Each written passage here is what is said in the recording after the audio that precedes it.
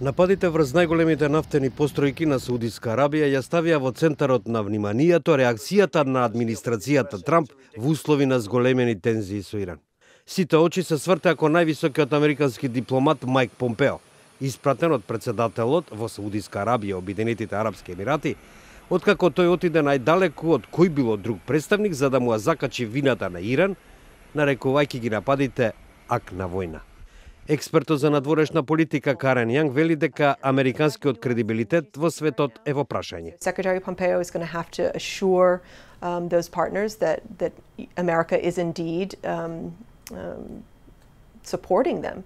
And sometimes the White House and the president himself make statements that puts that into question. I mean, long-standing policy from the end of World War II to the Carter administration and to the present is really being thrown up in the air in the last few days. Трамп понуди мешани знаци за тоа како Соединетите држави би можеле да реагираат, велејќи дека има многу опции и истакнувајќи дека била нападната Саудиска Арабија, а не Соединетите држави.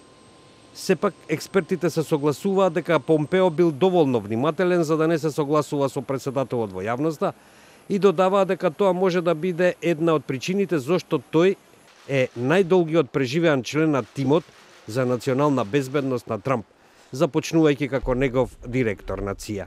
At the end of the day, I think Secretary Pompeo has the trust of the President of the United States, and it's very clear that the President trusts him and his instincts on these issues. Други, како Карен Јанг, истакнуваат дека Помпео не бил долго време директор на ЦИА пред председателот да го премести, за да го замени Рекс Тилерсон во Стейт департментот.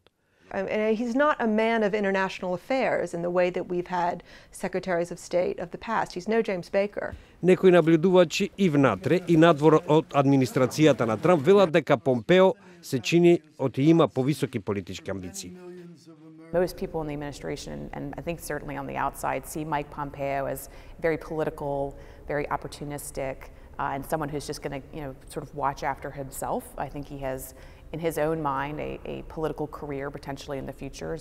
Помпео вели дека е целосно ангажиран во својата сегашна работа како главен дипломат. Но тој е исто така искрен за тоа дека председателот е тој што решава во надворешната политика. We give him our best wisdom. We share with him our understanding. When I was intelligence director, we did our best to make sure he had the facts and data available so he could make good decisions.